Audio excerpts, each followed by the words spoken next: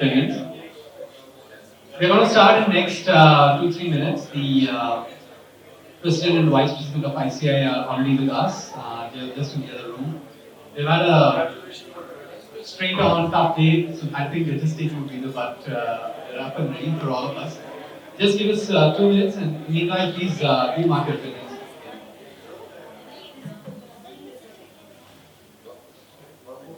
Just a few quick housekeeping, please. Could we make sure that everybody's cell phones are on mute as a starting point? And please do try and minimize the movement in the room while we have our esteemed speakers speaking at different points of time. And I think we will get the doors closed. Nikhil? You get the doors closed at some time? Yeah. Okay. All right. So without further ado. Good evening, everyone. A very, very warm welcome to our great honored President and Vice President. We are honored to have you here. Very warm welcome from the entire ICAI Singapore chapter and members of the Singapore chapter.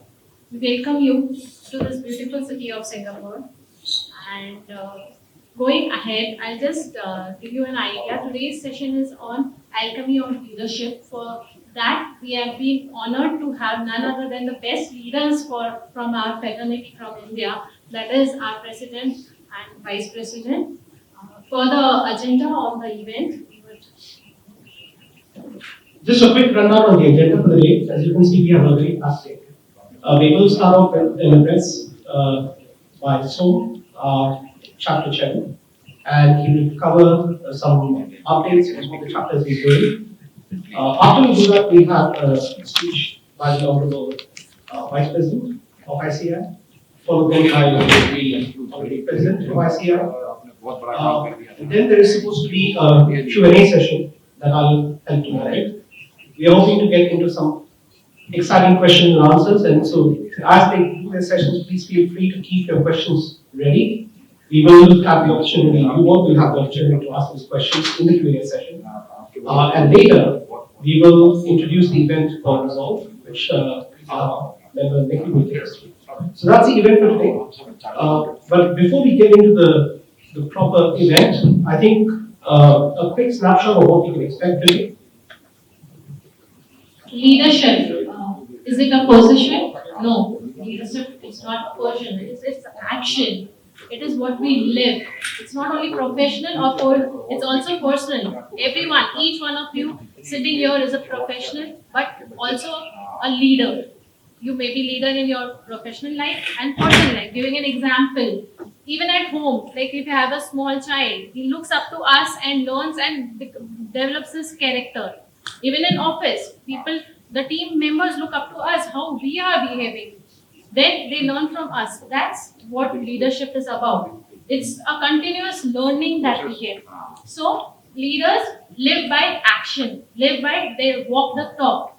And for that, we have esteemed speakers today they live what they teach. Like you have Mr. Aniket, who is the youngest president of our institute, and God knows I forgot like how many places he is president, director, and member in so many committees. He's so dynamic.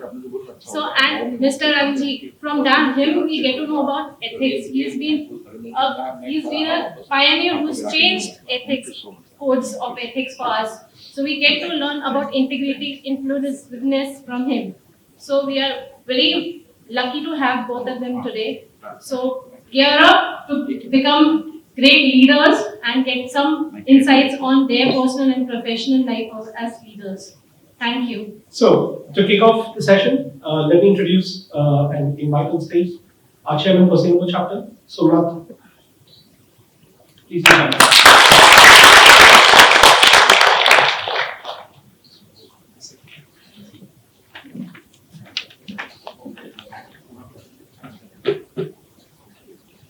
Good evening. I have a bit of a throat discomfort, so if I take a little bit of break here and there, just please forgive me for that. ICAI has 45 international chapters, 33 rep offices across the world. Every chapter's dream is to have the presence of ICAI leadership in their country. Tonight, our dream is a reality.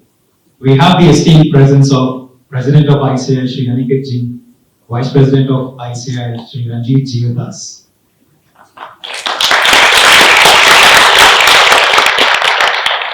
Sir, I welcome you to Singapore. I welcome you to this event tonight, the members meeting. Respected Mohan sir, patron of our chapter, and my dear friends, I warmly welcome you all to this event tonight, Alchemy of Leadership, with the President and Vice President of ICAI. Talking about the topic for tonight, leadership. I think when we were discussing about the topic, we chose this topic for two main reasons. Number one, and right, Priyanka mentioned just now, a lot of our people in this room are already a leader or will be a future leader. So there's a great resonance among us on this topic. Number two, and most importantly, we have the two young, dynamic, visionary leaders of one of the largest accounting bodies in the world with 1.2 million members as well as students. So it's a huge responsibility on their hands. So to hear from them the insights on leadership, the techniques, the strategy of leadership, I think it will be a great honor for us to listen to those two gentlemen. We will come to that and we will hear from them in a short while. But let me move to giving a little bit of chapter updates. In terms of the chapter, I will try to begin from, if we move to the next slide, I'll try to begin what I said in the AGM initiatives. I'll start with the governance part and we'll move on to the next slide. I'll start with the committee, management committee, which is charged with the governance. So anything and everything that we do, that we decide, is for the benefit of the chapter and the members. We are charged with the governance. So that's the main governance of our chapter. Moving on to the next slide, I want to stress on the fact that although committee is taking the decisions, but the underlying objective is to get the benefit of the members and the chapters, and to do that, we have tremendous support. Layer 1, we have the heads of subcommittees. We have 7 subcommittees, and this is the June time, so probably a lot of people are traveling, but if I can just ask this head of subcommittees present in the room to please stand up. And let's give us standing ovation or sitting ovation to all of them.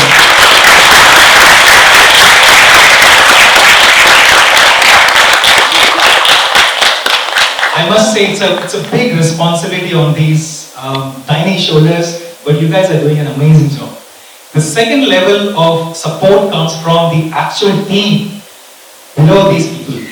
And that is the team who is working day in, day out to do all the initiatives, and there are hundreds of them going at the same time. So these are the people I think we all should appreciate, and if I can ask these people, if they are in the room, please stand up and just show around, just look at these people, they are the ones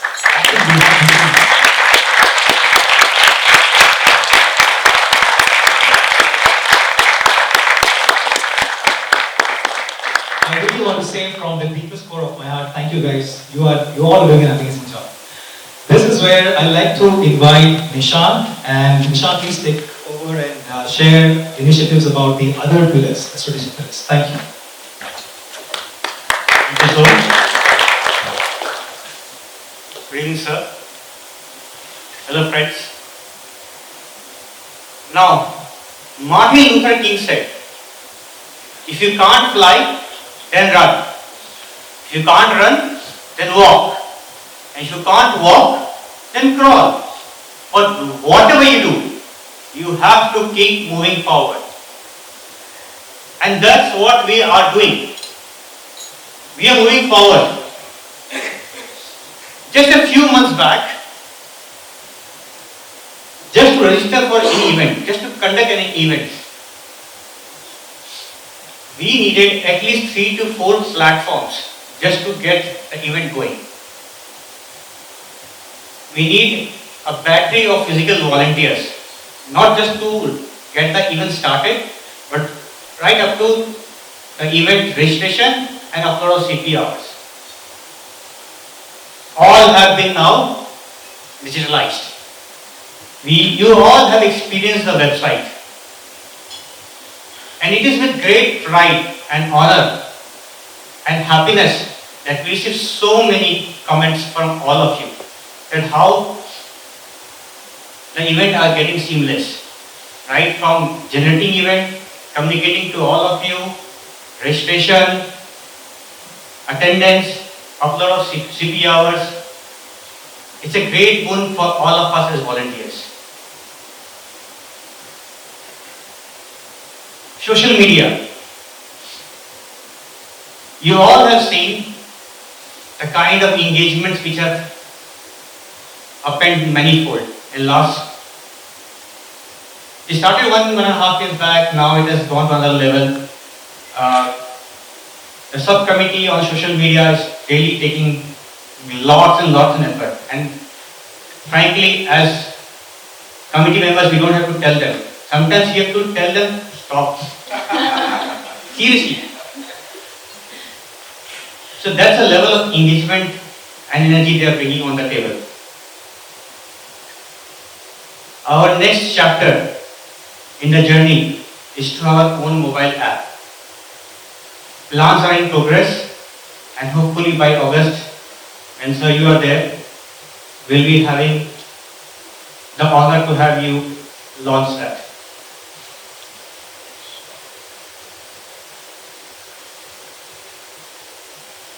Member engagement. Another frontier we are opening up more and more. Some of you would be caught on camera after this, so just be prepared. So the team is now taking live post-event feedback and sharing with the entire membership base. It helps us to improve and serve the chapter better. Not only professional events, even social events. Now we have 3 marquee social events during the calendar. The Family Day, Diwali and Holi event. Plus across the years, every month we have Health and Happiness series, Yoga Day. So what we are doing is, we are not only a professional body, we are also a family.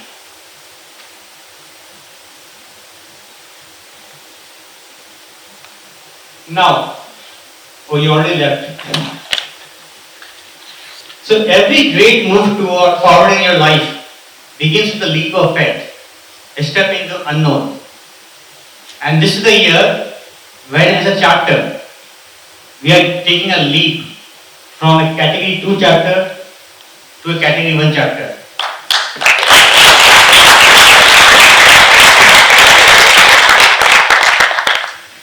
The entire MC and the subcommittee and all the battery of volunteers, we all charge up.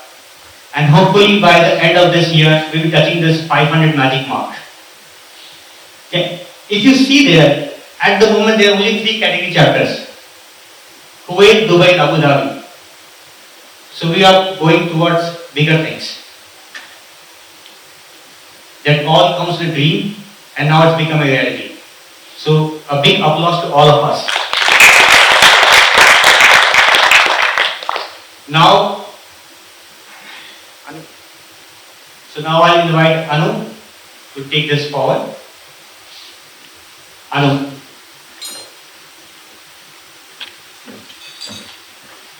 Thank you, Nishant. A very good evening, dear sirs. We are very pleasured to have you in our company today. And the full house definitely says how much we are enjoying this presence. So, member engagement, definitely Nishant talked about. A chapter is nothing without its member. So we are definitely engaging quite a lot with members. They are coming forward to do quite a lot of things with us as well. But other than the membership, we have a lot of collaborations. We have been proud to have associate membership of ICAI this year. And our we all have not visualized or seen the efforts that the India leadership has put behind us getting that associate membership. And today, ICAI really puts us on a priority to the extent that tomorrow they are meeting them at 9 a.m. in the morning. So it starts with an ICAI meeting. So how much better can it get? Last week, I think some of our members attended the ICAI event with a lot of accounting bodies, and that was really very well received. And they actually acknowledged us on their Facebook page as well. So the power of social media is also coming along together with the collaboration. We, the office bearers, had the opportunity to go and meet the Indian High Commission. And honestly, I would very proudly like to say that he made a comment after our budget event this year that he has put it on his calendar that even if the High Commission changes after every 3 years, the High Commission will continue to have the ICAI Singapore chapter budget event.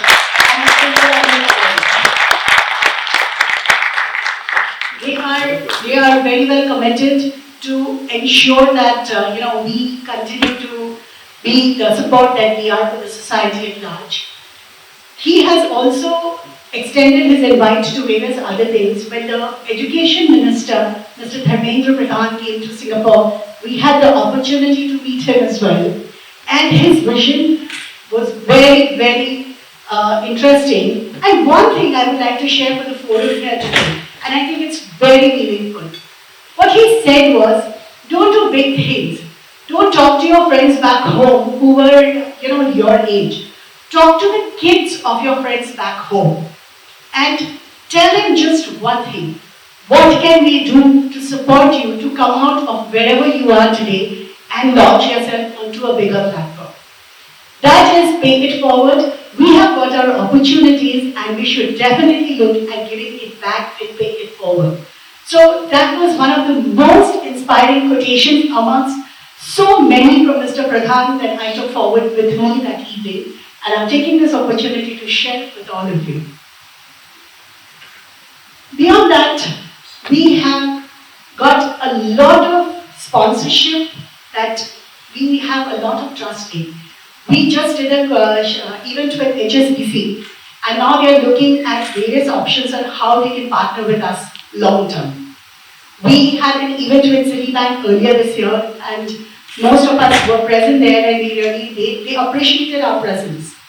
TIW has been a very prominent sponsor and has been supporting a lot into our journey, and even this event is mini sponsored by them.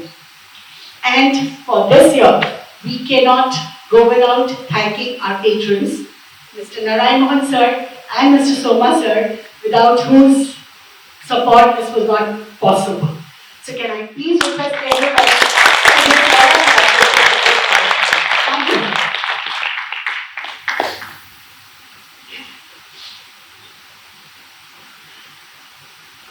As Nishant just mentioned, that yes, we are doing membership, we are doing so much for the profession, and as Somnath mentioned, this year, we've come ahead to launch social causes.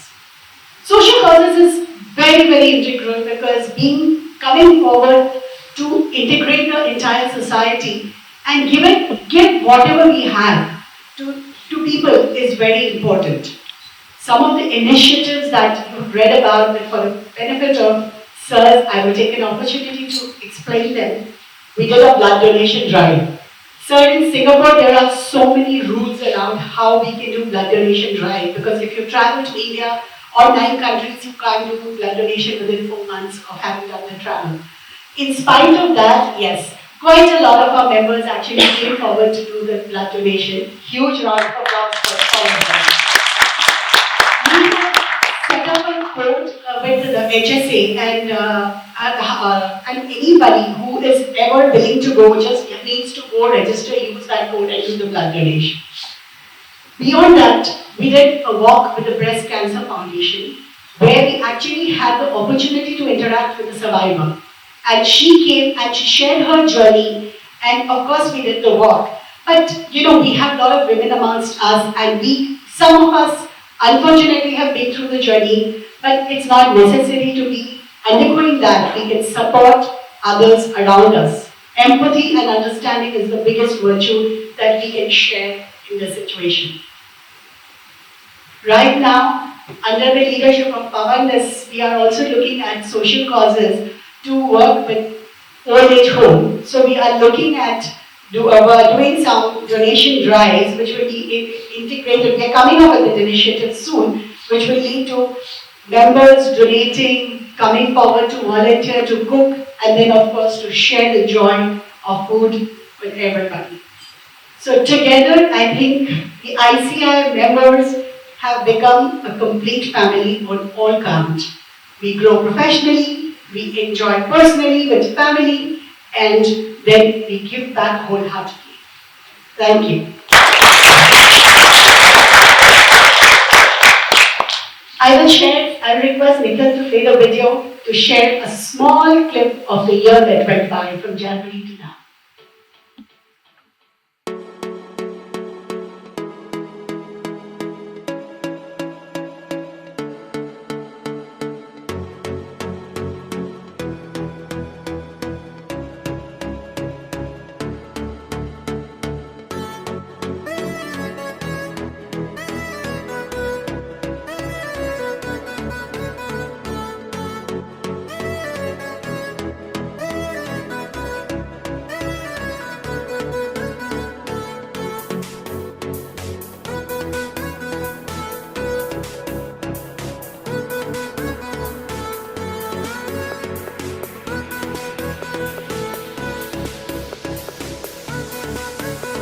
This is my first year as a member, but the registration was quite seamless, and so was the attendance. Thank you so much.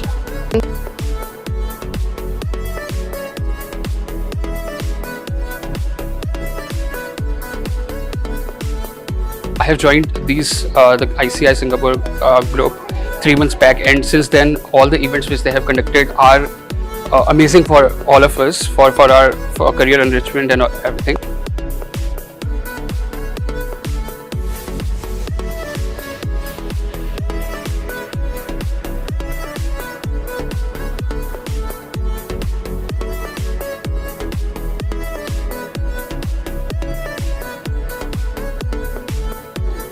The talk here today by Citibank has been very informative.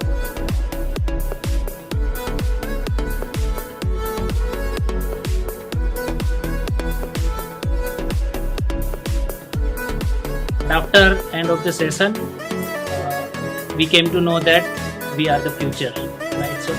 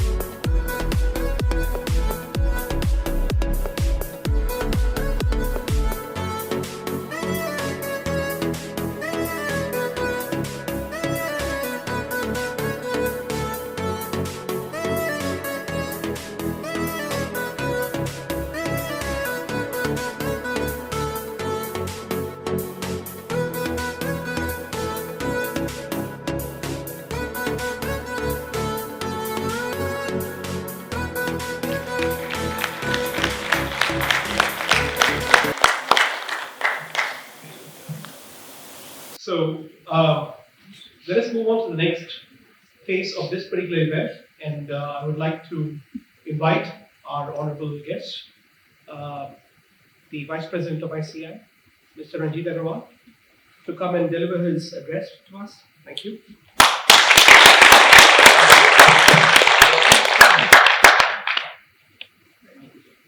Thank you.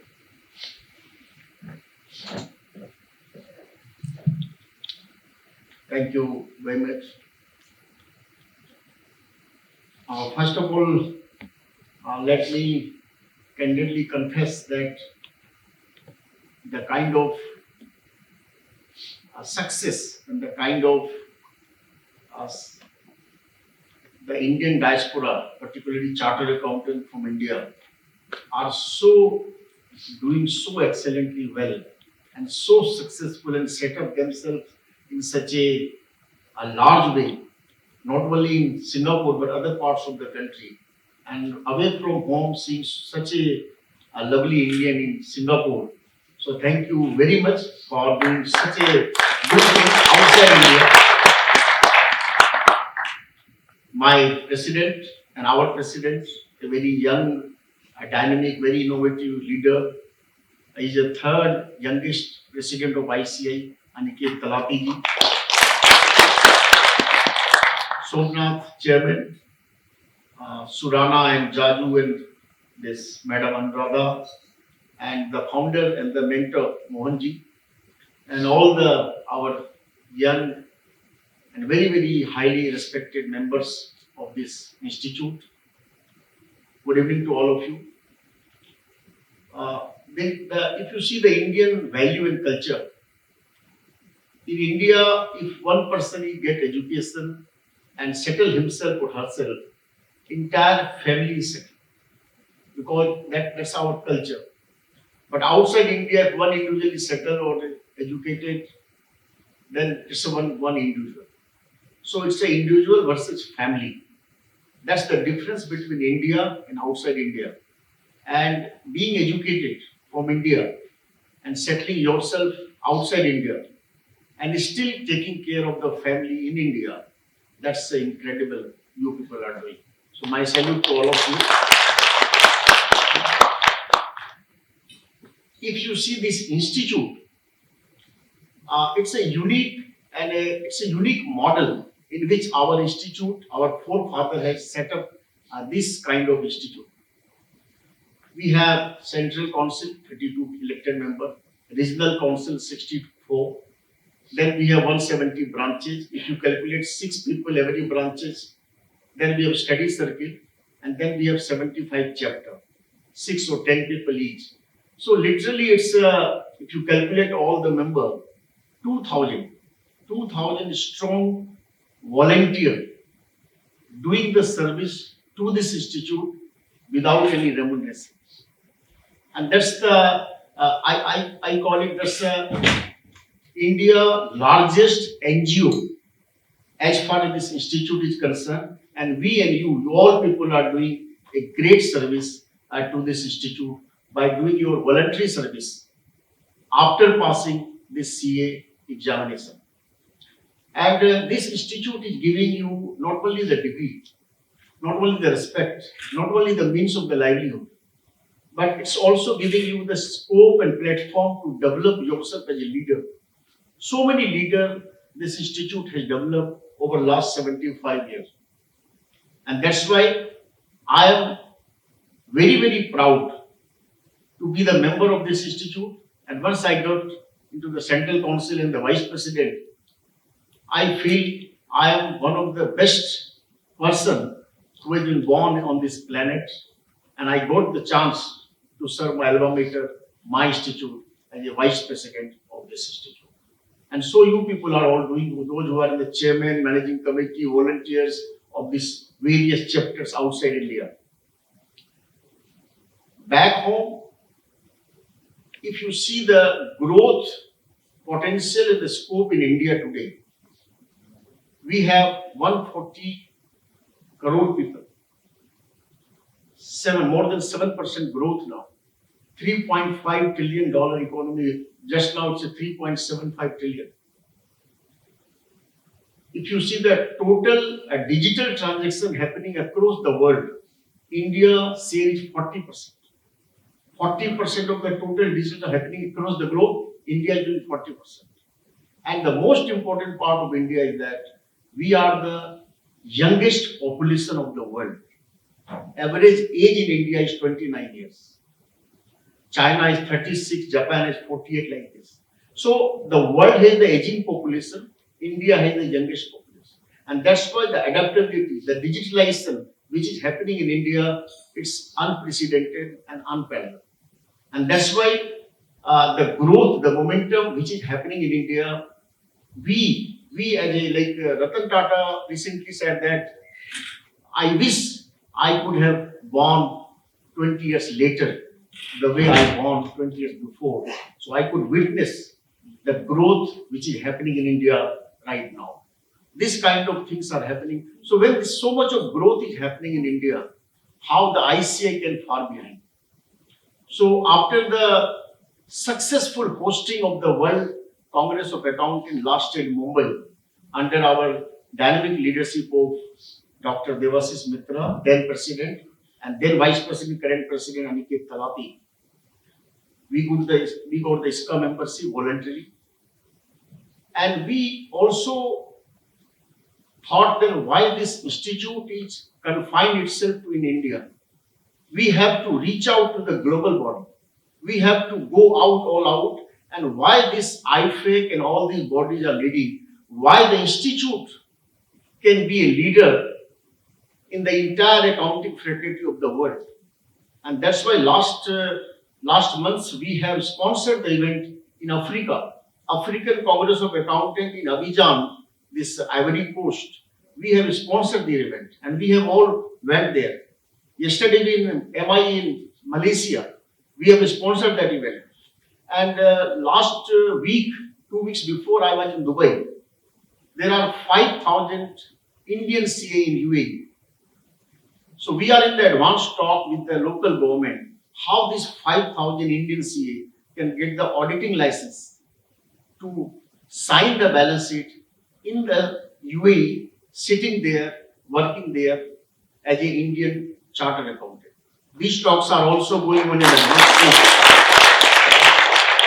And so, such a huge expectation and such a huge reliance on the Indian education, the Indian degree, the course curriculum, the articleship, because we have the unique model of articleship. Nowhere in the world you will find, while passing the various level of examination, you can have a 3 years rigorous articleship training where a qualified chartered accountant is grooming the incoming CA to you be groomed so that once you become a CA, you have to face these challenges. So this kind of model the institute has provided to us, it's all out. We are going all out across the globe, and that's why we are now considered one of the best qualifications across the globe. That's why UAE also considering, ICAI had already recognized our degree, and so many other parts of the country we are going, because we think that today, this year, we are going to celebrate 75th year of our existence. 1949, 2023. 75 years of a glorious past this institute has. Now, what kind of institute we want to see in the next 25 years?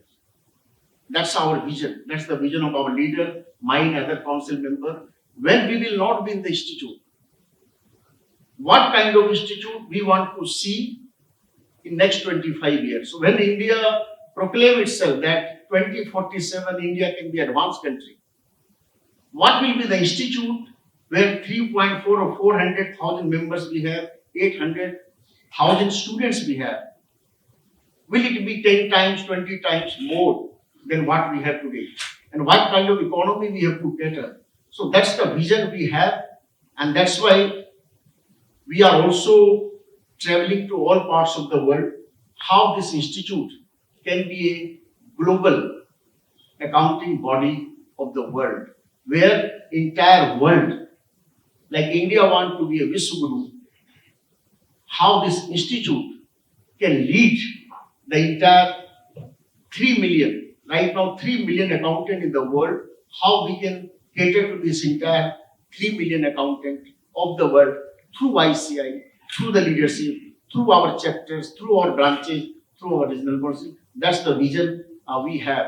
Our president will tell you what are the new course and all these new developments. We will tell you in the detail. But one thing I would like to tell you, first time in the series, we have stepped out from our offshore and we are hosting or we are organizing with the support of your chapter in Soma or Resolve 2023. First time the ICAI is organizing an international conference outside India, in the city of Singapore, as a insolvency professional summit, international insolvency summit, wherein we are anticipating more than 500 IP will discuss various nuances of the insolvency resolution profession, what are the issues in insolvency, and how Indian IP and outside IP can brainstorm in the city of Singapore in the month of August. So your chairman will tell you in detail, but you should be happy and should be lucky that you are going to host and organizing this kind of event by ICAI outside India in the Singapore alone. So thank you very much for hosting this kind of event. And last but not the least, since you all people are doing a fantastic job as Indians, but in our Indian value, we have three things in our Shastra. We say, first we learn our education, all these things we learn, and then we earn our livelihood, salary, fees, all these things, and then we have to return to your society, return to alma mater, and return to your motherland, your country. I wish all of you.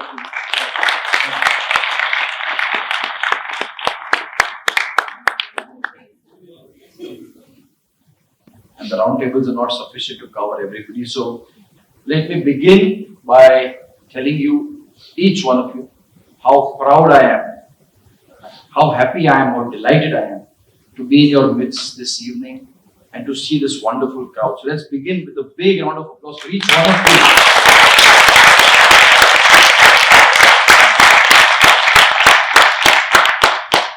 What a team at Singapore chapter to have gathered all of you here today, and of course the wonderful activities that were shown to us in the video speaks volumes about the kind of commitment that you have for the cause of the profession, and not just for professional events, but for the all-round development of this chapter. So my compliments to all of you. Just a note, I was coming in and you would have thought he's very rude, he's on the phone. In fact, we were constantly in touch with the ministry back home because we are in the midst of the approval of our course curriculum. You will be aware we proposed a new course curriculum which is requiring the central government approval. And again, not to be recorded or to be quoted, but I think Singapore is truly lucky. We just got a call that we've received the file back from the legal ministry.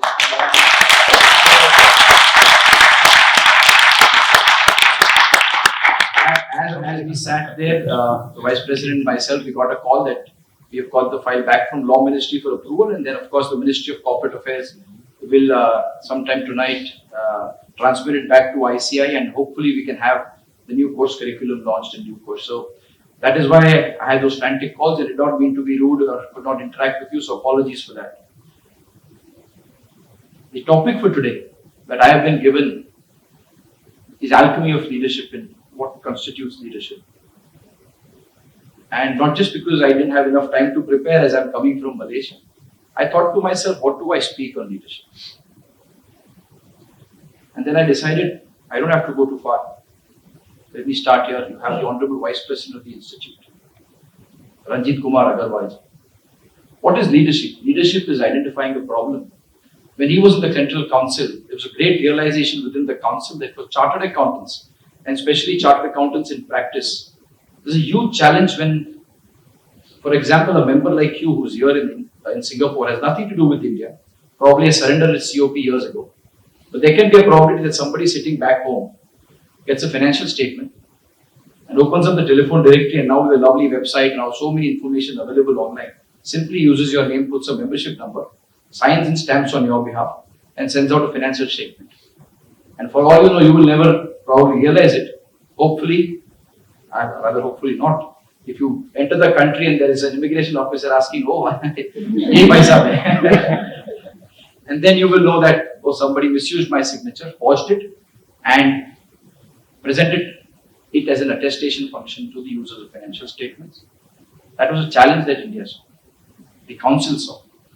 And the Honorable Vice President, at that time, as chairing the Professional Development Committee, thought of the unique concept of UDIN, a unique document identification number, which today is mandatory for any attestation function that a chartered accountant does. So sign an audit report, sign a financial statement, sign a review report, sign a certificate, sign any attestation that you do, statutory, internal, concurrent, by whatever name called. If it is attestation, it requires that 18-digit unique identification number. And what that has done is put a full stop to misuse of signature. And more importantly, it's added such a wonderful layer of security for users of financial statement that today if you give to a bank a net worth of your company, client, or an individual and say this is the net worth that this person possesses, the net worth can easily, just by entering the 16-digit UDIN, the bank can see is that the net worth which you mentioned on the certificate. Because in COVID, again, off the record, we know how beautifully people managed PDFs and how reports for COVID tests were done across the world. And if that is not being done, how do you ensure that a 50 lakh or a 5 crore or a 50 crore net worth is not made 500 crore by simply adding a zero? So today when he has the certificate in front of him, either in physical or in a PDF format, he simply verifies the UDIN portal and sees, yes, what is certified in front of me in the piece of paper or the PDF file is exactly the same which he has submitted to his institute and can therefore verify. So the problem was there and the solution was through technology. And that, I think, is leadership, and congratulations to the Honorable Vice President showcasing this leadership. And what that is today, ladies and gentlemen, enabled us to do is, not only do we have in excess of 1 crore, 10 million plus students being generated in India. That shows us the size of the attestation market. But it also tells us, when we have an AI engine running on that, what is the kind of work that our members are doing. And of course, we have a lot of confidentiality stored in it so that we don't look at client names, we don't ask for those details. But we still know what is the kind of work our membership is doing. What is the kind of spread of work that is happening. And that was all possible due to using of technology. The other aspect, and I must compliment here again the Honorable Vice President, was when we took over as President and Vice President, and the idea of having an insolvency conclave came about. And he said, why not do it in Singapore? And that time we had the Chairman, Somnath and his team visiting in Delhi. And what transpired just as an informal conversation, I'm extremely delighted that today at some point we will release the official brochure and you are going to see that ICAI for the very first time is organizing a conference not in Delhi, not in Bombay, not in Bangalore, not in Hyderabad, not in the four corners of the boundaries of India, but outside India. And Singapore is going to be the first city to have this privilege. Wonderful, and that speaks about the kind of growth. I distinctly remember I had very similar timeline last year when I had the opportunity to interact with many of you when I came as the then Vice President, and I'm so happy to see the growth that the chapter is doing. And what is leadership? Leadership is Somnath and all the entire managing committee which is present in front of you, Nishant Surana, Anuradha Shroff-ji, Kushal Jadu-ji, Nikhil Jain-ji, Anurag Gupta-ji, Kamlesh Birla-ji, all the past chairmen who have put in so much effort. I think that is leadership, the kind of work that you are doing. And realizing that how can I make an impact, not just for myself, but more importantly for the profession, whose, I think, emblem they also proudly wear, and more importantly, for the flag that we all wear, that is the Indian national flag. And I think you're doing human service, all of you, and that's true leadership. And I truly appreciate the wonderful work Singapore chapter and all the members put together have done to raise the bar. I think the kind of presentation that I saw, how you spoke. Generally, if you go anywhere in the world, and I've been the branch chairman myself in 2014, it's the chairman who will come and speak. And the chairman hogs everything. This is what I did. This is what I planned to do. But what was unique, and it was truly a leadership trait that I noticed today, was that you had the entire team come up and speak. So not just Mr. Somnath spoke, you had Nishanti spoke, you had Anuradha speak, and I think that talks about collective leadership, which is extremely essential. And that's what the Vice President told you about in terms of the Institute. I am the President today. Next year you will have Ranjeet Agarwal coming here as the President of the Institute. But I think what is extremely important is for us at the Institute to realize that it's collective leadership which moves mountains. Today we have, very rightly mentioned, 168 branches in India with 100 old buildings. That's a huge achievement. You look at any other institution, even ISCA, we had the opportunity to be there. One floor in one building. Similar is the case with any other institute across the world. 100 old buildings. And look at the BKC tower right next to the Geo World Convention Center. Look at our head office, look at our buildings across the India. It's not just the physical infrastructure, but the reach that our leaders have been able to get. Today, besides the 40 council members, and maybe 64 regional council members and the managing committee members of all the branches and chapters, it's a 2,000 strong volunteer organization. And what that means is people say that, oh, institute has so much surplus, 200, 300 crore surplus. Believe me, if I was to just notionally charge just 2 lakh rupees, and for you in Singapore that is peanuts, but even if I was to charge 2 lakhs for the entire year of work that these volunteers do, that surplus would go. What I'm trying to tell you is it's about collective leadership. It's about how at the institute our forefathers have set this trend, and I'm glad it has continued over the years that so many volunteers work day in, day out, and not just active members.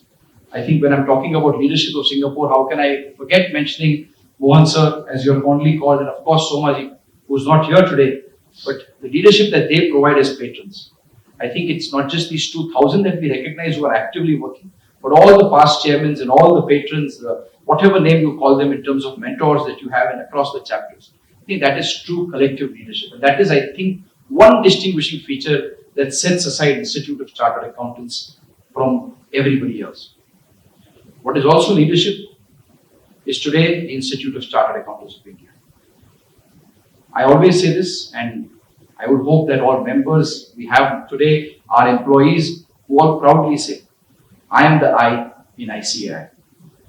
ICAI starts with I, ICAI ends with I. And therefore ICAI starts with you, ladies and gentlemen, and also ends with you. And the 2 I's stand for the Institute and India. I think those two are truly imbibed in each one of you. And that is why the Institute today, we are extremely proud of the presence that we have. But it's more delighting for us when we go to a country like Africa and land in Uganda and we meet the chapter chairman there, or a past chairman who says, I am the chief economic advisor to the Prime Minister of this country. That's the kind of reach our chartered accountants have. Or when we landed in Abidjan and we were going to the conference, which is the Africa Congress of Accountants, and the Prime Minister of Ivory Coast stands up in front of a 3,000 audience and says, this event and this ACOA would not be possible without the Institute of Chartered Accountants of India.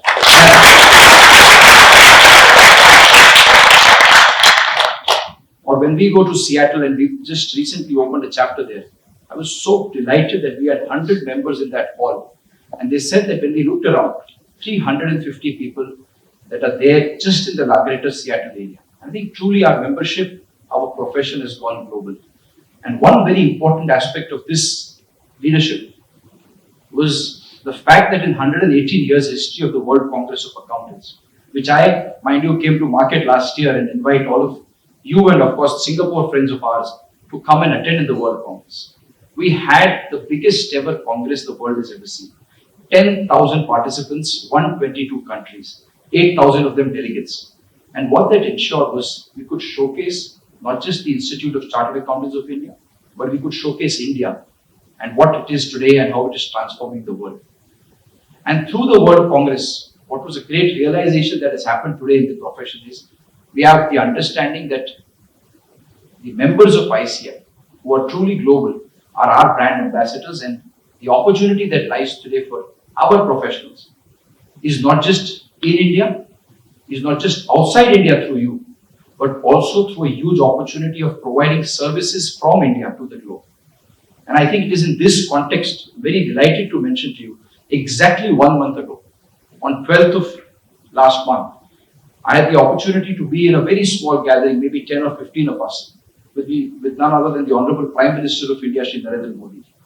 And it wasn't a meeting that I sought for. It was a meeting that he said, please come and join us. And it was a meeting which was attended by the top bankers of the country, top bankers of foreign banks, top insurance companies. We had representatives from BSE, which is the Bombay Stock Exchange. We had the chairman of NSE. We also had representatives from the Singapore Stock Exchange. And he was delighted to mention that today, the SGX Nifty does $1 trillion of turnover. And starting July 3rd, no longer will the SGX Nifty be traded in Singapore, but it will move to GIFT City and will be known as GIFT Nifty. And the potential of that trade is going to be 20 times higher. And when it came to me, I was extremely delighted to mention to the Honorable Prime Minister, not just about the achievements of the institute in the academic areas or in the professional areas, but what we've been able to do today. When we ran a MSME Yatra and the MSME Ministry of the central government came to us and said that our registrations for MSME are at 1 crore. Can you help us push it? We ran a 75-day MSME Yatra, which went across 75 cities in 75 days, traversed 22,000 kilometers, had presence from not just the institute representatives, from SIDBI, from SBI, various other government representatives. And when the Yatra ended, the registrations went from 1 crore to 1.6 crore. And the ministry said the largest reason for this increase is the Institute of Chartered Accountants. And that's a moment of pride, that's leadership. That's showcasing that we as Chartered Accountants, as professionals, don't just work for us, don't just work for our clients, but we work as partners in nation building. When GST has come, we have a huge amount of state officers who are well trained on sales tax, who are very well trained in VAT. But we said, let's take it upon ourselves. And over the past 1 year, we've trained more than 5,000 government officers in almost all major states of the country on GST implementation. Today, the institute runs what is the finance and tax literacy in 12 different vernacular languages, which is known as Vittya Gyan, ICAI ka Abhiyan, where we try and spread finance and tax literacy. And these are all points that I shared with the Honorable Prime Minister. And his recipe and his ask of the profession in that meeting has only been that post-COVID, India has been recognized as the pharmacy of the world. We provided not just vaccines, but so many other things to the globe. We've always been recognized as the software coders and the writers of software for the world. But can we, as the profession of chartered accountancy, become the accountants of the world? And I think that's a huge opportunity that lies for us. Today, if you go to Australia and walk into a restaurant, 7 out of 10 times, chances are the books of accounts of that restaurant will be written somewhere in India. You go to UK, you go to Canada, you go to US. There's a huge amount of financial transaction, bookkeeping, reporting happening from India. In fact, the Honorable Vice President and myself were in London meeting with the ICAI leadership. And they mentioned to us that a Deloitte report came out which says today, 3 out of 5 financial transactions anywhere in the world are being recorded in India. That is the kind of impact Indian accounting and bookkeeping has. And why is this possible? I think, like I said, leadership is the Institute of Chartered Accountants of India, not just 400,000 odd members, 800,000 active students and growing every year. And I think it is all of you, the entire membership at large, which inspires students to take up the course of Chartered Accountancy. Because it truly transforms lives and gives you an opportunity to change and impact so many others. If I go to an international conference today, the biggest topic, and it is so at the Malaysia Institute conference happening right now as we speak, the biggest session there is going to be on how do you make the profession attractive for the young generation. And that is one question, thankfully, at India or at the ICAI, we don't have to answer. Not because sheerly out of the population that we have, because China is also asking that question, and they have a huge population. But I think because of the work that the Institute does through its presence, through all our members, through our volunteers, through all of us as role models, that even today we are seeing more than 10 to 15% growth in our foundation registrations year on year. I think that is going to help us achieve this dream. What I can also tell you is that the Institute's legacy, as was rightly mentioned, started on July 1, 1949. But on July 1, 2023, we complete 74 years and enter the 75th year of this great profession. And what we at the Institute and at the Council realize and are very keen on is that no longer are we recognized only for between the community of accountants and the clients which are our taxpayers. But today, the world should stand up and understand and acknowledge and know what the role Indian chartered accountants play. And I think in this earnest, we have huge activities that we are planning. My only wish, and I've said this to you, Somnathji, and everybody else, is that when every member who wakes up on July 1, it may be from Sydney or Melbourne in Australia, or when the sun sets in San Francisco, let us try and see that the Burj Khalifa or the Times Square or even here in Singapore or in London, we have ICAI at 75 shining out loud and we can showcase to the world what this profession has done. So that's what we are thinking. I'm sure you will all be extremely delighted and extremely proud of this degree that you hold starting July 1 when we plan a lot of these activities and making sure that the institute presence and the role of chartered accountants is magnified. In terms of the activities that the institute does, again, leadership. Today, you have the International Social Auditors of India and become a social auditor. We have today more than 200, I believe, members who are already part of this Institute of Social Auditors, and so many more are doing the course and trying to become social auditors. Because the future is not just going to be in capital markets, but also the societal impact that people want to work on. And all of these enterprises are able to showcase what is the impact assessment that is happening of every penny that is coming into these enterprises. We also have leadership in terms of forensic standards.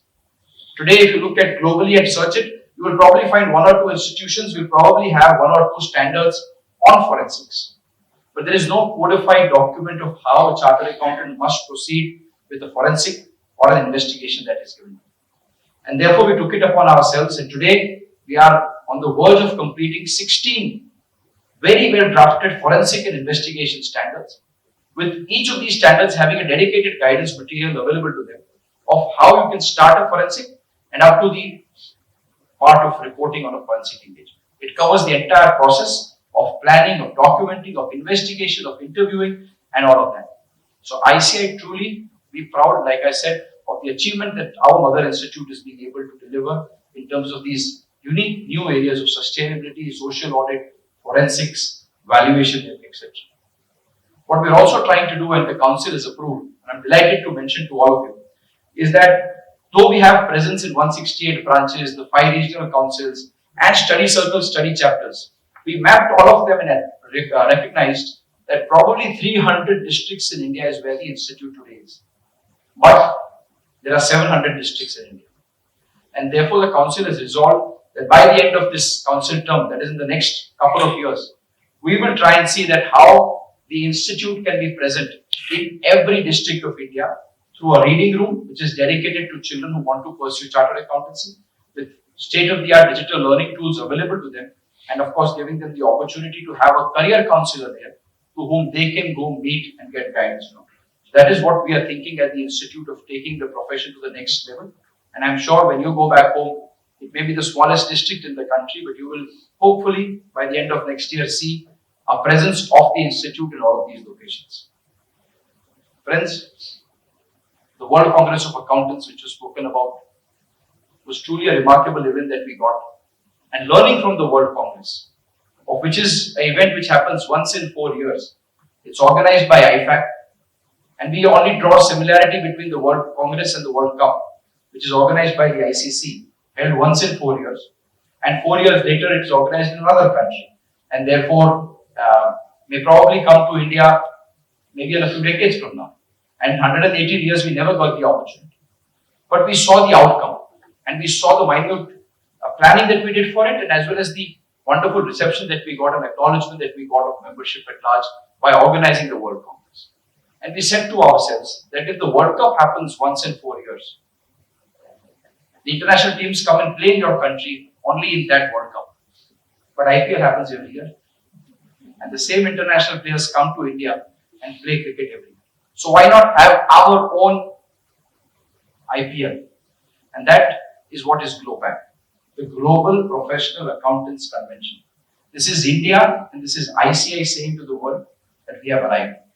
This is India saying that, and ICAI saying that we need our rightful place in the international scheme of things. And when we have the largest accounting body in the world, why not organize an event of such grandeur and scale every year, where we invite the international community to be a part of it, to showcase the growth of the Indian accountancy profession, to showcase how our firms have prospered and today are branching out across the world in terms of professional services that we are providing, and also showcase the potential India has. And therefore, this is being organized 24th, 25th, 26th of November in Gandhinagar, in the Mahatma Mandir, which is adjacent to what is today the GIFT City or IFSCA, the International Financial Service Center. And when I speak to you in Singapore, I think it's a very important location for you, because Singapore is recognized as a financial service center. And it is based on Singapore, inspired by Singapore, that the Honorable Prime Minister conceptualized GIFT City. And today, majority of banks It may be Indian or overseas, majority insurance companies, so many other transactions, and now AIFs, alternate investment funds are all getting incorporated in the GIFT City. So the idea is going to be that in these 3 days, we showcase to the world what is the Indian accountancy profession, and we also showcase to the investment community and the financial services community that you can now have a presence in India through the GIFT City and through IFCA, which not only has an extremely flexible mechanism, but is also available in terms of the tax advantage that it offers. So I invite all of you here who are present here, if you happen to be in India, and as Mr. Amitabh Bachchan very famously said, "Kuch din to bitaiye Gujarat mein." Somebody from Gujarat can only say this, that "Kuch din bitaiye Gujarat mein." Come be a part of this magnificent event that we are trying to plan, where we will have participation from across the globe. And yes, today we are going across the globe. We are there in Africa, we're there in North America, we're there in Europe, we're there in South Asia, we're there in Australia. And we want to showcase that the Indian accountancy profession is truly arriving. So finally, as I sum up, I can only say, talking about leadership, where I started with the Honorable Vice President and UDIN and the unique initiative of having an insolvency conference here. I spoke about your Singapore chapter and the leadership that you are offering. I spoke about the institute. For me, as an individual, if there's one definition of leadership, and one alchemy or one constituent of how leadership can be successful, can be noticed, I would say it's just one word: passion. If you have passion, if you are committed to the cause, if you can see the greater good and the larger picture, I think you can passionately work towards it. It will automatically show and fall in every definition and check all the boxes that you require to be a successful leader. And I can only humbly say that the Vice President, myself, the entire council, you've given us this opportunity to lead the profession for this year, and we will try our best to make sure that whenever you wake up, as a former president of ICAI, the first president, GP Kapadia says, and I would wish that every day when you wake up and look yourself in the mirror, you look, put your hand to your heart, and I quote his words when he used to say, and this is GP Kapadia, mind you, the first president who we all revere. He used to say that I adore my profession. I'm proud to be a chartered accountant. Thank you.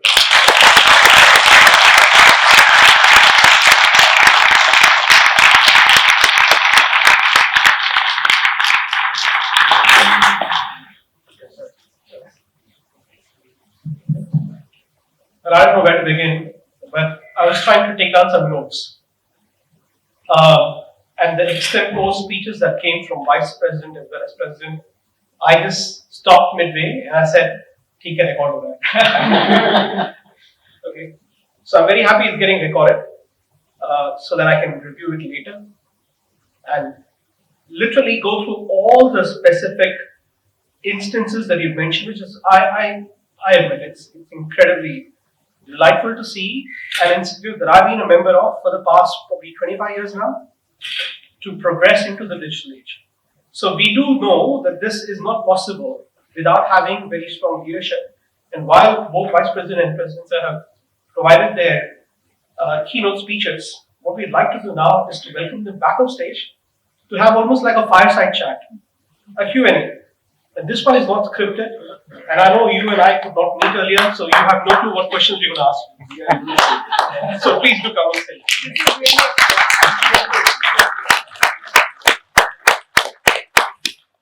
How far have we reached today across the globe? You truly made us proud. Thank you.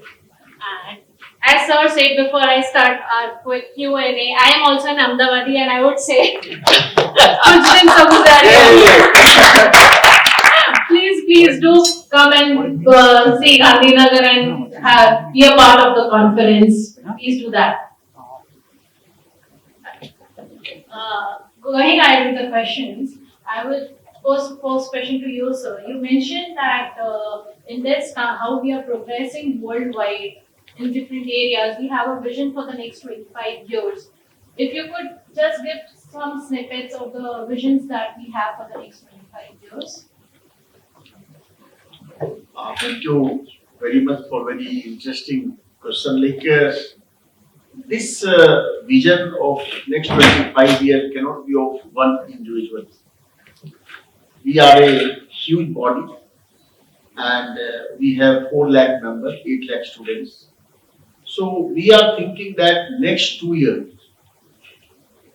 under his leadership and next 1 year, because that is the 2 years in the next this council, what kind of foundation we can lay that when we will not be in the council or when we will not be in this planet, whenever my son, your son, daughter, brother, they join this institute, they should feel proud that my dad was also member of this institute. That kind of thought process we have, and in the process, like we are also thinking that 11 center of excellence we have already passed in the council. After this, the president announced the new course curriculum going to be launched next week. This articleship is going to be reduced from 3 years to 2 years, and 1 month residential training for newly qualified CA we are going to launch in 11 world-class center of excellence, which will be built in next 3 years. And once you come out, our student will come out from this center of excellence, wherein we are thinking that how this artificial intelligence, machine language are going to change our lifestyle in the next 5 to 10 years. They should be learn all these nuances of the technology, and they should be more knowledgeable than you and me as far as technology is concerned. And because technology is man-made, so the human intelligence cannot overtake the technology. Technology is important, but how our chartered accountant can overcome this new technology and they can be a better charter, because we believe this artificial intelligence, machine language, blockchain, these are the tools to help the individual to take a better decision. They are technology are enabler, not the disruptor. So this is the one aspect we have, how this 11 center of excellence can be built in next 3 years, and how this India is growing, the growth which we can see. And if you see the legislation of India through Parliament, the kind of power, the kind of responsibility has been given to Indian Chartered Accountant in terms of audit and attest function, in terms of tax audit, bank audit, corporate audit, GST audit, project finance, subsidy, grant, whatever, any financial transaction are happening in India, it does not move without the signature of a chartered accountant in India. So this kind of over trust on Indian CA has been given by the Parliament of India on Indian CA. So how this Indian CA can contribute in the growth and development of the country, which we can invest in the next 25 years. So that's why every Indian has to be a partner in nation building. Their signature should certify to whatever figure I am saying, it's a trustworthy, and nobody can recheck and nobody can any doubt that this signature, this figure, the Indian CA has certified are true, not only true and fair, but true and correct. So how to bridge this gap of true and fair to true and correct? This expectation gap, the quality of audit, all these things, we have a huge plan which we are trying to lay this foundation for next 2 years, so that when India will be a developed country, our institute should also be considered as a leader in the global accounting profession.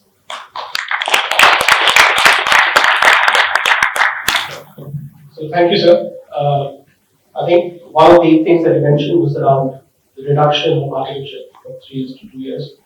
There's another part that probably not all our members will be aware. The stipend is also going up. for many of us, we know what we got is happening. So thank you for that. But my question to both of you is, we clearly seen passion in the leadership. We were trying to prepare to ask questions, and we were trying to see what all is there in your resume. And we were thinking, where do these gentlemen actually get a break? When do they sleep? When do they go on holiday? Things like that. So we thought we'd come up with a personal question. The question is, so what is, or who is the Vice President of ICAI, the President of ICAI as personal individuals? What do you do in your personal time, if you have any personal time? I follow it. So look, to be very honest, this year there is no personal time. This is a full-time job which requires you to be on your toes 24/7, 365 because of the sheer size of the constituents who are stakeholders. It is not 400,000 members, 800,000 students, or 1.2 million.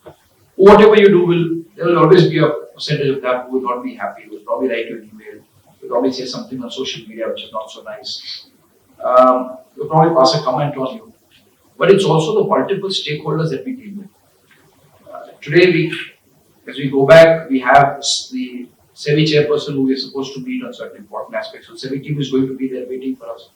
We're meeting the CAG of India and trying to launch a very important initiative on the public sector accounting, which is still being worked on. We interact with the CVC, we interact with the finance minister. We have an opinion which we have to give in terms of what should be changing in the export of services. So we have to reply to the commerce ministry, we work with the revenue. There's just so much to do. But one thing I can tell you is there is no complaint because this is a job that I raise my hand and ask for. Right? Nobody can trust leadership on you. It is to be something that you have to own up to. And you say, this is what I want and I truly believe. So yes, somebody told me, how many hours do you end up working for the institute? And I said, yeah, maybe get out the 6-7 hours of sleep that I managed to get and some other time transiting. But probably I could not be thinking of the institute. He says, no, you're working 24/7 because when you're also sleeping, you're thinking about the institute. And it's true because when I wake up sometimes in the middle of the night, it's, oh, this result, the examination. I mean, so many activities that end up happening.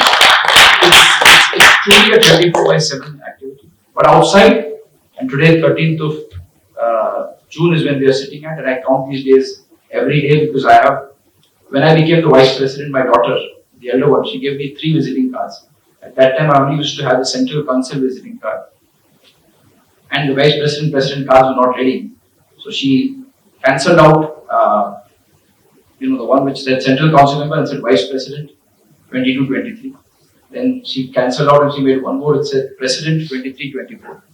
And then she cancelled out the third one and said past president. and I asked her, which is the one you are most, anxious or eager about? I thought she'd say, when you become president. And she came up to me and says, oh, Papa, when you are past president, you'll be home all day. That's what I'm waiting for. So I count my days. I've done 4 months of the presidency, 8 more months, and we'll try and put in my 100% for the next 8 months. But yes, after that, looking forward to spending time with the family, taking the vacation, coming for a break, and maybe coming to Singapore and seeing some of you. Not in this capacity, but in form. So that's the answer. So we'd also say for Bhagavan, I think. But no, thanks for that answer. And I think, I'm sure Priyanka has a question on AI and other things, but this particular thing that you mentioned about being switched on, there's only one part which is a bit of an accounting issue. I don't think it'll be 4 months of presidential, it's probably counting overtime 8 months. Okay. So we'll take the next question, and then what I'll request our members to do is, if you have any questions, do let us know. We'll come to questions to the floor in probably another 2 questions. Yeah. Yes. Go ahead. As I said when we started the session, I said leadership is an action, not a position, and leaders should walk the talk. Don't you agree? The entire session was so energetic and it was like electrifying. We lived by example, really. It is not his position that matters, it is his leadership. See, he even had the collective leadership thing. He praised the past president, this, he brought everyone in. Every one of us could relate to what he said. And kudos to that, seriously, sir. Thank you so much. Going ahead, my next question is coming from the digital thing that you mentioned, that we as CAs should be digital enablers. It is not a destructive thing. So how do we see, like, for the young chartered accountants, how does AI play a role, and how does it change the things that we have learned till date, and how do we be ahead of times considering AI? So I, in fact, asked this very question to ChatGPT. And I said, what do you see the future of accountancy profession? And they said, the answer if it comes up to, like, you can try it, I'm sure it'll give the same answer to you. We have told it's now moved from a 9-year-old to an 11-year-old in terms of the answers that the AI as ChatGPT gives you. And it said that things which require experience and analysis cannot yet be done by AI. So the important word there was yet. So it cannot yet be done by AI. So I believe it will change things. I think we are joking ourselves if we, and I as a president tell you, no, this is not going to be there. It is definitely going to impact us. But I think what the Honorable Vice President said is true. It's upon us to see whether you use that as an enabler or as a disruptor. I would think that it's going to be an enabler in terms of a lot of the mundane, repetitive work exercises that we've been doing. I think that can all be optimized, and an AI engine can throw out through generative AI, a lot of the solutions that you're looking for. But I think it is upon us to then move up the value chain and move away from compliance and accounting services to value addition and advisory services. I think it will free up a lot of the time. When I look at chartered accountants, and you will all agree with your colleagues back home, there's so much time which is actually being spent on compliance that you don't end up either understanding the value of your own time or billing for it in the right earnest. And so I think that AI is going to be there to help us, to assist us. But if you go back, and I come from a family whose, my grandfather was the chartered accountant, he qualified in 1949. And my father is, of course, a chartered accountant, and I'm the third generation here. So I've seen this profession through them for the last 75 years. And when I talk with them, I think it's not just today. When the calculator came, my grandfather used to say, people used to come and walk up to him and say, "Ab to tumhara kaam gaya." We have calculators, why do we need accountants? Calculators came, we now allow calculators in our examination. Similarly, when computers came, my father used to tell me, people used to come and say, now you have one. The computers will do all the work. Didn't quite happen. Faceless assessment came. So many things have changed. But in fact, chartered accountants have been able to create and add value. So I believe AI will be impacting the profession, but it is onerous upon each one of us as existing members to learn to adapt and live with it. And I think it is onerous upon the institute to make sure that the next generation of chartered accountants come up learning AI, they are well equipped in it, and they are able to use it to their advantage and offer state-of-the-art services to their clients or whoever they are consulting.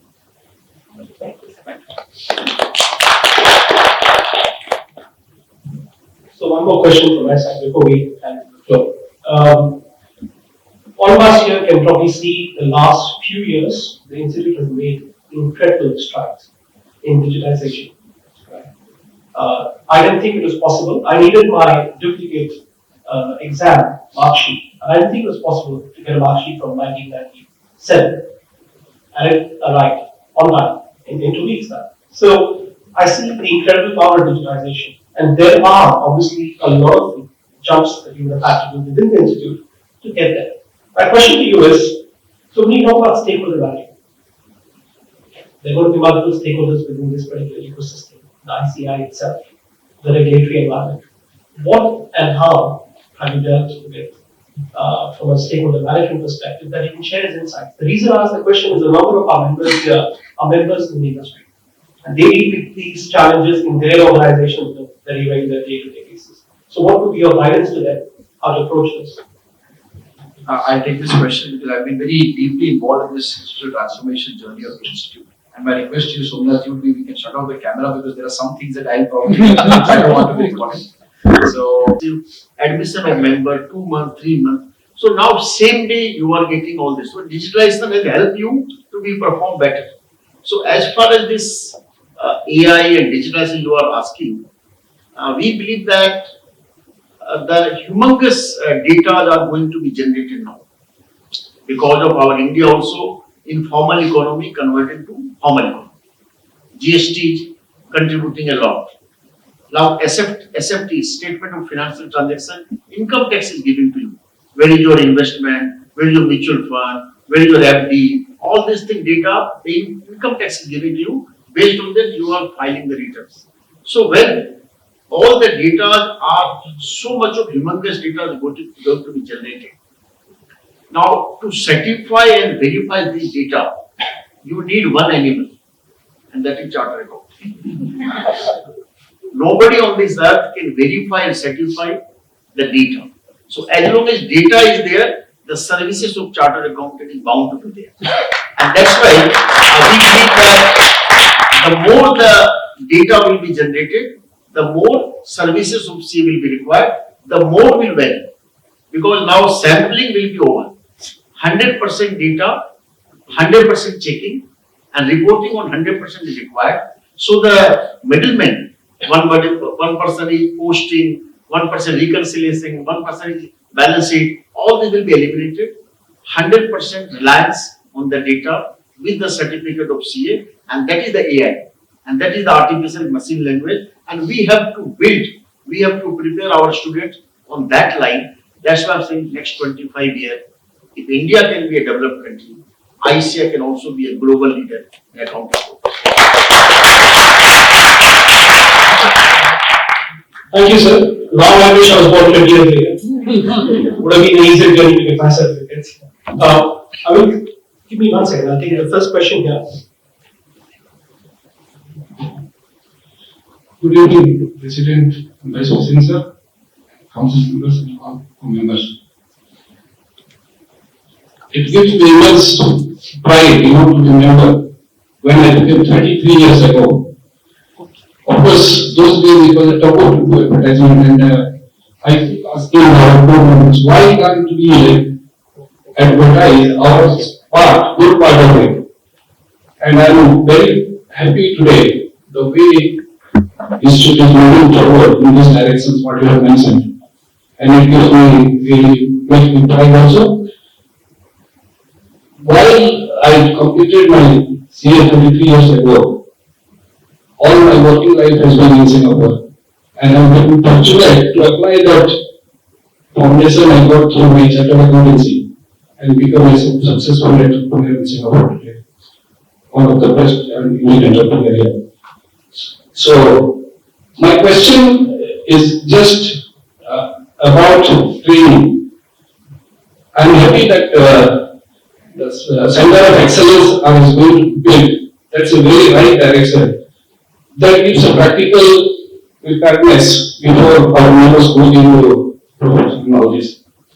Certainly, that will elevate the members' caliber. Can we do something more to also guide them in different horizon rather than accountancy? Here I am little bit becoming personal because I am an entrepreneur myself. We should expose them into little bit different, of course, side of that while doing that practical training, so that they can be a better leader in our realities. So is it something that can be done in that side, or I don't believe that? That's my question. Thank you. So, I think, first of all, compliments on what you've been able to achieve, and I think it's members like you who represent the profession globally.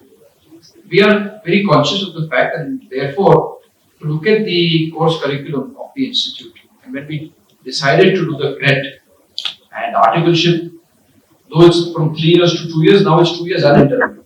You don't have to go over the final exam, which was allowed 6 months prior. Now you finish your articleship, and only 6 months hence can you appear for your final exam. So we're giving an uninterrupted articleship. Number of days, maybe 5-10% lesser, but it's still a good enough period. And we realized that I think what is the differentiating factor between a chartered accountant and any other accountant from any other professional accounting organization. And I have been no disrespect to the others. But I think it is not just the toughness of the exam or the sheer magnitude of the curriculum that we teach. I think a very important distinguishing factor of our course as compared to any other course is the articleship period. Is when you get to know the ins and outs of every client that you're working for. I say this very often, there are questions you could probably never ask your father. You can ask your client, where did you buy this from? Why this rate? Why not this? You will probably never ask your spouse these questions, but you can ask during articleship at the cost of your employer or your principal to the client. I think this is a unique opportunity which our profession gives, and that's why we are retaining articles. And to answer that question of yours, that we, in fact, sir, we've constituted doing that. This year we had a unique program with CNBC. We do corporate awards, we recognize corporate excellence in terms of CFOs, CEOs, business leaders, entrepreneurs. But we said that is people who have achieved something. They are already recognized. Can we constitute something? And this was started when the Vice President was chairman of the Committee for Members in Industry and Business, CMIB as we call it. That can we recognize 40 young chartered accountants under the age of 40. We work with CNBC and constituted what is the 40 under 40. Only this March we had the opportunity to have the award function for the first such edition of 40 under 40. And we are now sure that every year we will try and recognize 40 people who are not in practice, not doing accounting, auditing, taxation, GST, income tax, corporate law, nothing of that sort, but who are there as startup fintech owners who are doing different areas. We're calling them and we're recognizing them and awarding them. So many other such initiatives that we plan to do. And sir, I think it's a multifaceted profession. We have chartered accountants who are politicians, we have chartered accountants who are judges, we have chartered accountants who are IAS, IRS, IPS, we have chartered accountants who are everywhere at this point. And I think as the number grows, our tribe grows, you will see more of people like you, sir, into entrepreneurship. I'm going to come to all the other people who raised their hand. Just one request. This is an interesting session. We'd like to just keep the questions a bit brief so that we can finally go for dinner. Otherwise, we don't get no issues. As long as you're very descriptive, that's okay. Okay. All right. Okay, I don't need the mic. You can hear me, right? Congratulations to you for the initiatives that you have been taking. I think after the DOS has been taking a lot of initiatives, even I should have gone 20 years later to avail all this and could have passed the exam easily. And thanks, that was a wonderful speech by you about the leadership. That sums up what is the leadership. And thanks for being transparent. You said you took it, and that's a responsibility. Responsibility and authority are coextensive. Thanks for that. And my question is, you said about ICAI is, we are the forerunners in terms of the ESG standards, the forensic standards, and the assurance standards. So when you say about the ESG standards, so do you have the certificate course for all that members available for this ESG course, or it's only for the people who are practicing as a social auditor? Two things. The social auditor is a separate course only to give social audit. For ESG, we don't do certificate courses. ESG in India has been implemented by SEBI by calling it BRSR. So it is business responsibility and sustainability reporting. So now applicable to top 1,000 companies, and they now have a glide path in terms of how they would like to implement it for all companies. And it's a wonderful certificate course which is available to all of you. It's available online. It's a course in good demand. We are conducting regular batches of this, and it is available to all of you. So there's one on that, and there's one on the assurance part of the ESG. So available to all members. Thank you. Next question.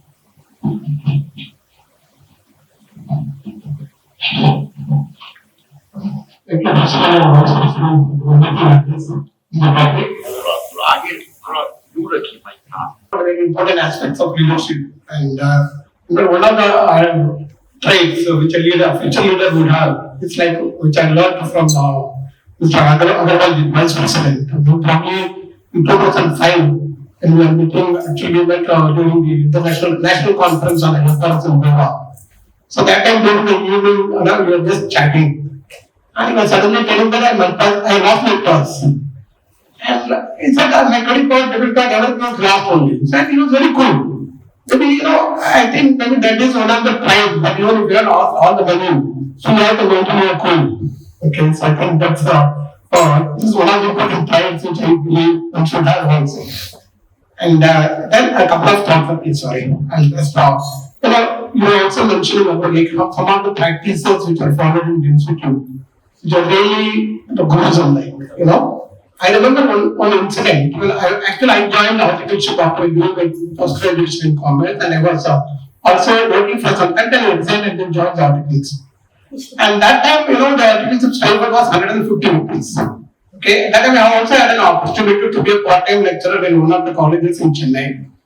So I thought, let me go and approach the institute for permission.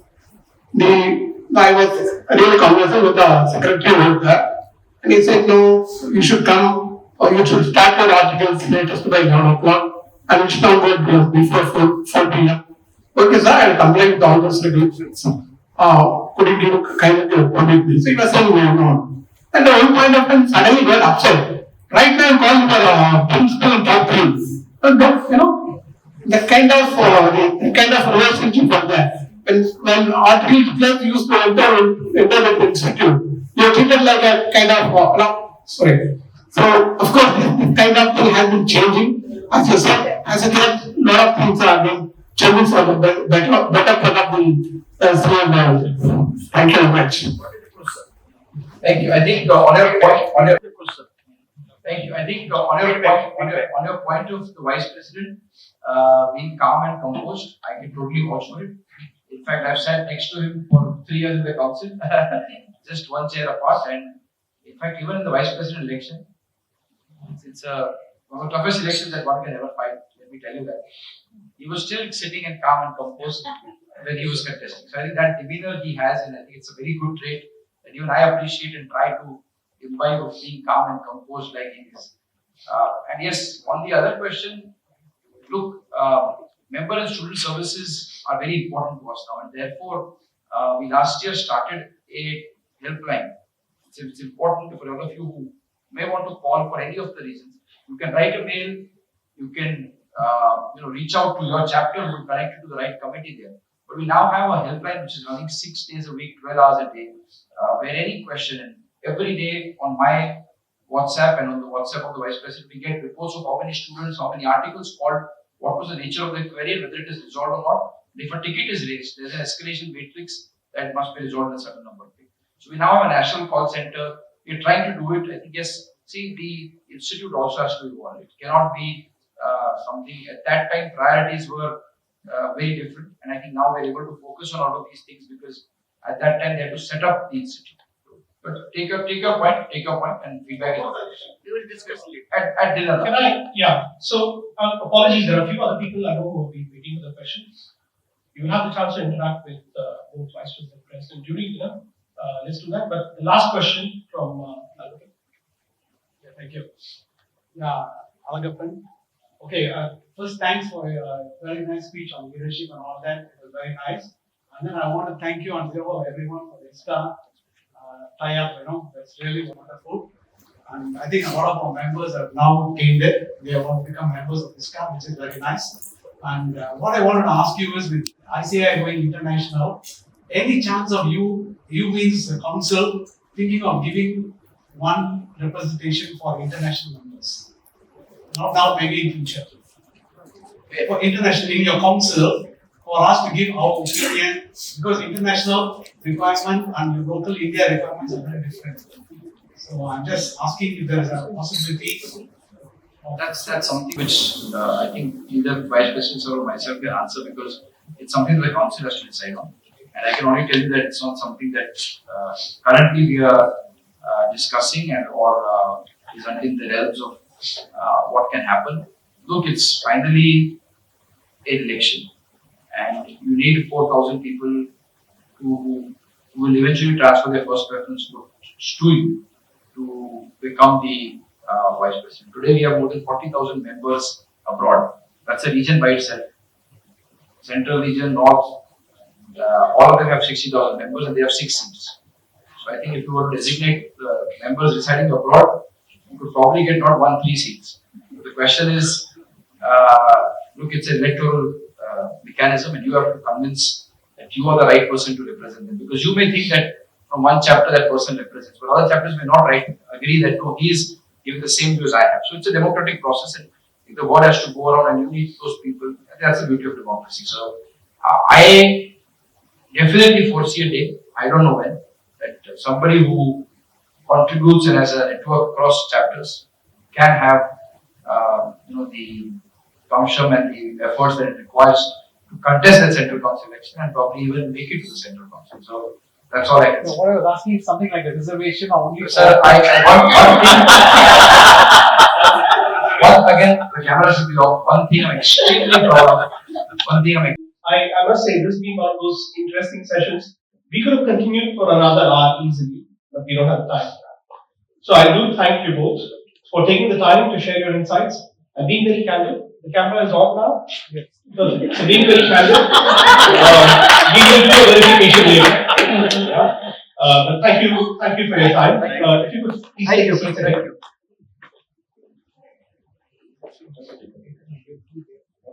Okay, so now I'd like to call Nikhil to take us through the resolve event.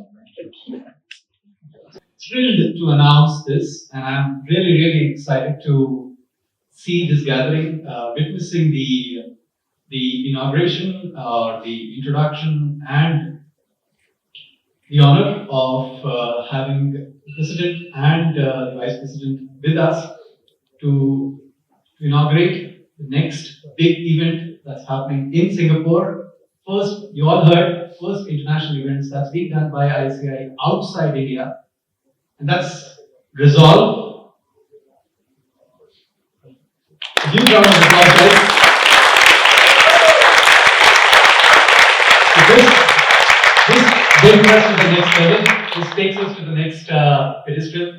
And I think all of us are really proud to be selected as the chapter which is going to take this particular event to the whole world. And therefore, that's what we are saying.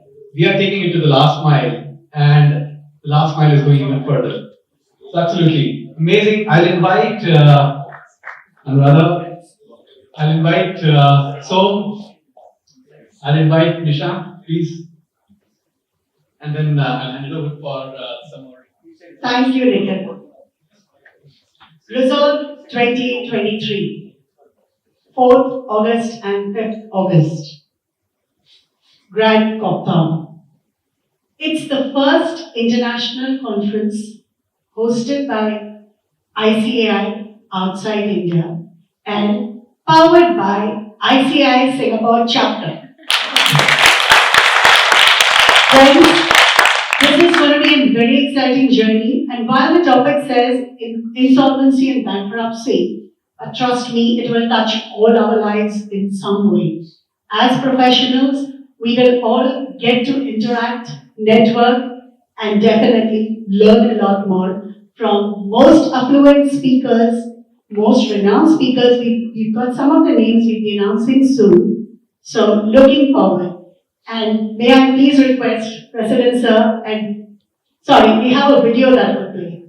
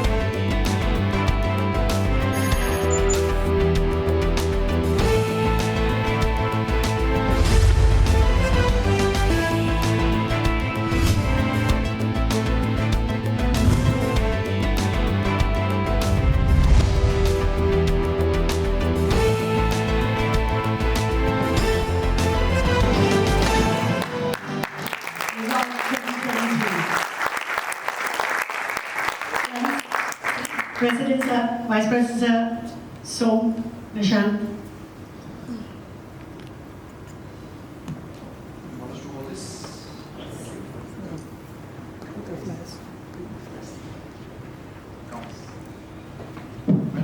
watching this brochure, just let us tell you, we had no plan to come to Singapore today. We had been in Malaysia, Kuala Lumpur, and we were going to India. But since this resolve 2023, we had to resolve. So that's why we have come here, and we want to make first grand international convention in Singapore outside India, and to motivate and to meet the various stakeholders. Tomorrow we are meeting series of people tomorrow. So just to make this conference successful, we are here in Singapore amidst all of you. Thank you. Thank you. I only say that this is truly the brainchild of none other than the Vice President, like I said, who met with Somnath and the Chairman of the committee. And this is now becoming from a dream to a reality. And I only say, please involve in resolve and try and see that you can spread the word. You are all the brand ambassadors of the profession. So wherever you can, of course, look forward to your participation. But wherever internationally or on social media or on other forms, wherever you can spread the word about this event.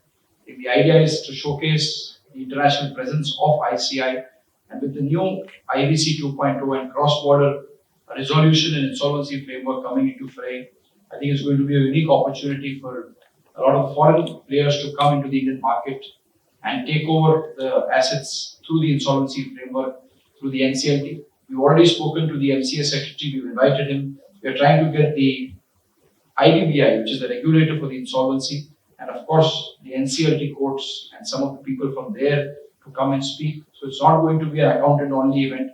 You will have accountants, you will have the regulators, you will have the statutory authorities, you will have the valuation experts, and also, of course, a team of lawyers who will be talking about the nuances of the insolvency law. So look forward to seeing all of you back again in August, and my best wishes. I think your managing committee, again, all volunteers, the amount of time that they have spent in just conceptualizing, getting the details, making minute presentation. Big round of applause to Swaminathan. One thing, if I can say, since March, when I met Ranjeet ji in ICAI Bhavan, Delhi, there has been a lot of work being done. But we have got the support from the ICAI leadership, support from CIBC Chairman, Vice Chairman, Secretary.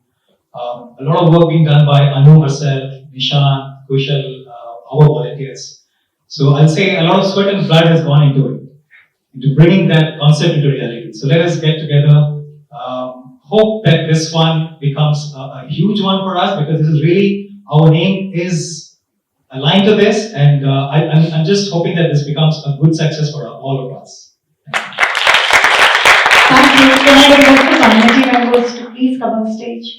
Alagapan sir, Pavan, Rama.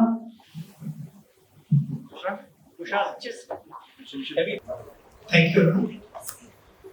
Ladies and gentlemen, good evening, sirs, our patrons, and members of ICAI Singapore chapter. What an incredible experience we have had today on Alchemy of Leadership. I'm sure you have all enjoyed the session that have taken place here. But before we wrap up this memorable event, I would like to take a moment to express our deepest gratitude to everyone who has made this event a memorable success. Please join me in giving a warm round of applause to our ICAI leadership, CA Aniket Talati sir, Honorable President of ICAI, and CA Ranjeet Kumar Agarwal sir, Honorable Vice President of ICAI.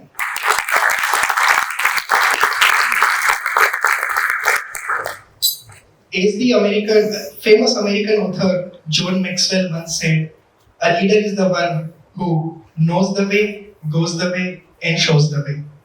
Today, we have had the privilege of shared by Honorable President Sir is really commendable.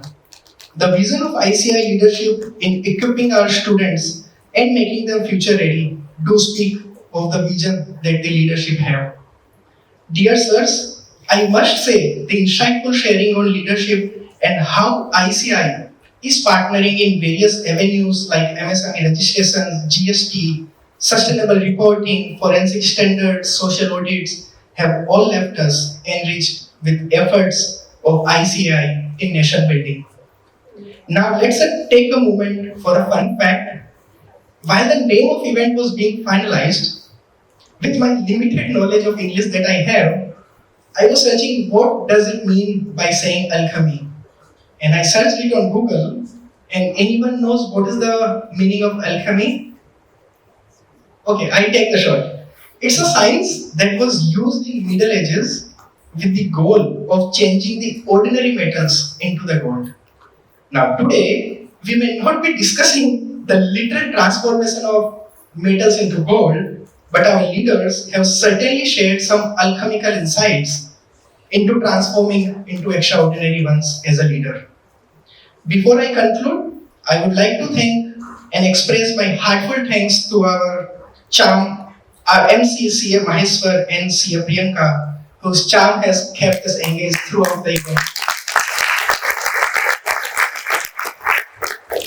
Also not to forget the big round of applause for the management committee, subcommittee, members, volunteers who are working like a symphony in the background to bring such curated events for the members by the members.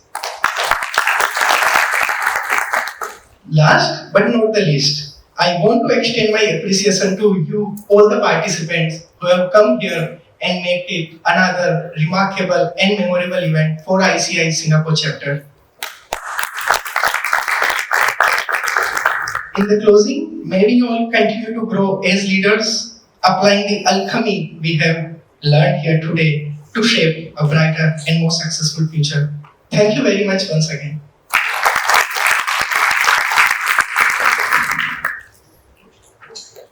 So,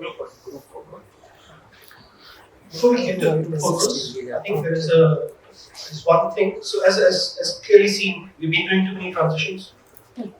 Not very well rehearsed, but it's okay. We'll learn this as well. But essentially, we'd like to invite Soma as well as Nishan to the stage to facilitate the Honorable Vice President and President of ICAI. If I may invite you to the stage as well.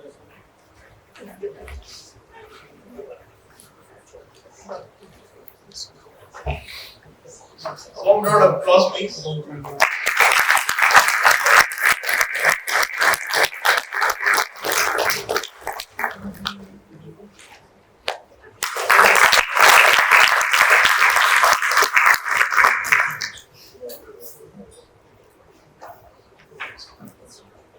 Thank you. I think next on the agenda before dinner is going to be a group photograph. Now, I have no clue how we do.